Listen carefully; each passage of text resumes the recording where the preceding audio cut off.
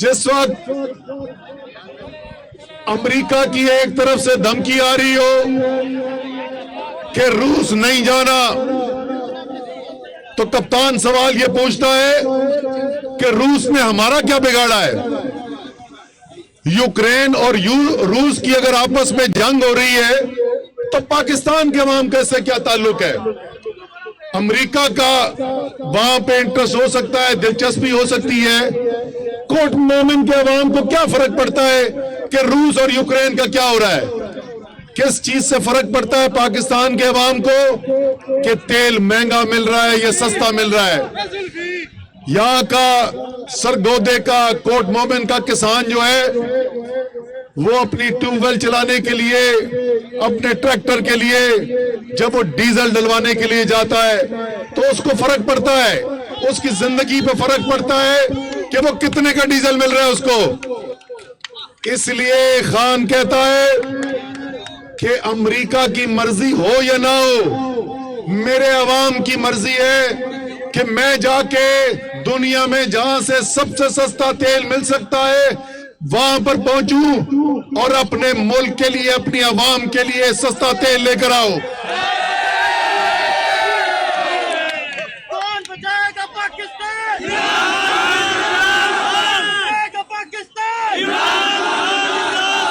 बचाएगा पाकिस्तान? हम लेके रहेंगे, हम लेके रहेंगे, हम लेके रहेंगे।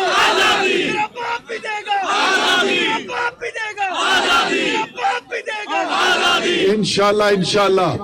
अब दूसरी तरफ देखो कि वो जो गुलाम ज़हनियत के हैं, जो बैरूनी आकाओं की तरफ देखते हैं अपने फैसले करने से पहले, जिनको ये फिक्र नहीं होती कि कोर्ट मोमिन में लोग खुश हैं या नाराज हैं, उनको फिक्र ये होती है कि वॉशिंगटन में और लंदन में लोग खुश हैं या नाराज हैं। वो क्या करते हैं, हुकूमत में आते हैं, 144 रुपए लीटर का डीजल इमरान खान की हुकूमत खत्म होती है। और उस वक्त ये भी बता दूं कोर्ट मोमिन वालों, आलमी मंडी के अंदर तेल की कीमत उस वक्त $110 से ज्यादा थी, आज वो $95-96 पे आ गई है, यानी 10% से ज्यादा कमी हुई है उस कीमत के अंदर। और इन जालिमों ने क्या किया है, इन्होंने उस 144 रुपए लीटर के डीजल को 240 रुपए का कर दिया, किसान के ऊपर वजन डाल दिया, क्योंकि इनको फिक्र नहीं है कि पाकिस्तान के अवाम क्या सोच रहे हैं। इसी तरीके से मुझे याद है खान साहब की हुकूमत आई, ईसीसी का इजलास हो रहा था, मैं चेयरमैन था उस वक्त ईसीसी का। पहला बड़ा फैसला जो हमारे पास आया वो ये था कि ट्यूबवेल के लिए किसान को बिजली सस्ती देनी है या नहीं देनी। लोगों ने कहा, वहां पे जो ब्यूरोक्रेट बैठे थे उन्होंने कहा सर बड़ा खर्चा लगेगा। हमने कहा पैसा तो हमारी जेब से नहीं है, तो पैसा आवाम का है, और किसान जो है वो पाकिस्तान के मईशत के रीढ़ की हड्डी है। इसलिए हमने फैसला किया कि सिर्फ 5.5 रुपए यूनिट का ट्यूबवेल में बिजली बेची जाएगी। आज उन्होंने वो कीमत बढ़ाकर 36 रुपए यूनिट कर दी है।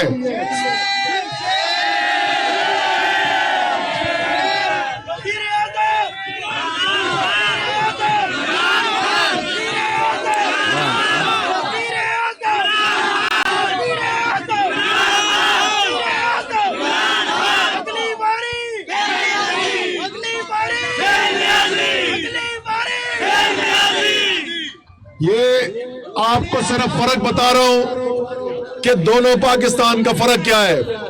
इमरान खान का पाकिस्तान के अवाम का, आजाद ज़हन का, दलेर कौम का एक अलग पाकिस्तान है, और इन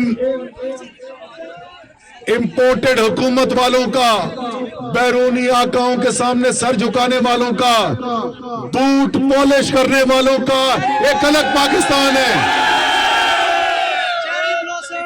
मेरे ख्याल में पहले पाकिस्तान में नौजवानों, तुमने सुना होगा कभी पेट्रोल की कमी हो जाती है, कभी आटे की कमी, कभी चीनी की कमी, लेकिन पिछले 7 महीने में पहली दफा हमने सुना है कि इस मुल्क के अंदर बूट पॉलिश की कमी हो गई है।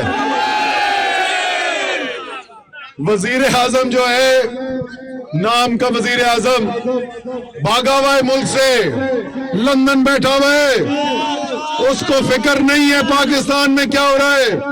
गंदम की कीमत अभी तक ऐलान नहीं की, गन्ने की कीमत अभी तक ऐलान नहीं की, लंदन बैठा हुआ है, भगोड़े के पास बैठा हुआ है। चेरी ब्लॉसम, पाकिस्तान और कोर्ट मोमेंट वाले तुम्हारा इंतजार कर रहे हैं। आके जरा सिर्फ इस अवाम के दरमियान खड़े होकर दिखा दो, मान जाए कि तुम सियासतदान हो। मैं भी बताने वाला था कि क्या होगा, लेकिन एक इधर मेरा भाई खड़ा है छोटा, मैं इससे पूछता हूँ जरा ये तो बताओ ना, चेरी ब्लॉसम आके कोर्ट ब्लॉसम में खड़ा होगा, कोर्ट मोमेंट में खड़ा होगा तो क्या होगा? कभी भी खड़ा नहीं हो सकता। आवाम मार मार के बुरा हाल कर देगी, आवाम के मुंह से रोटी छीन मारेंगे। सुन रहे हो शहबाज शरीफ, ये कोर्ट मोमेंट के आवाम की आवाज है। इंशाअल्लाह ताला कप्तान जल्द, मेरे ख्याल में कल तक शायद लॉन्ग मार्च की तारीख की कॉल दे देगा। तैयार हो कोर्ट मोमेंट वालों? इस्लामाबाद पहुंचोगे? अंसर हरल भी पहुंचेंगे, ओसामा भी पहुंचेगा। ये नौजवान में मुझे जज्बा नजर आ रहा है, इंशाल्लाह सबसे आगे आगे आएगा ये, इंशाल्लाह ताला। सब हमारी ख्वातीन भी पहुंचेंगी। अगली मुलाकात इंशाल्लाह इस्लामाबाद।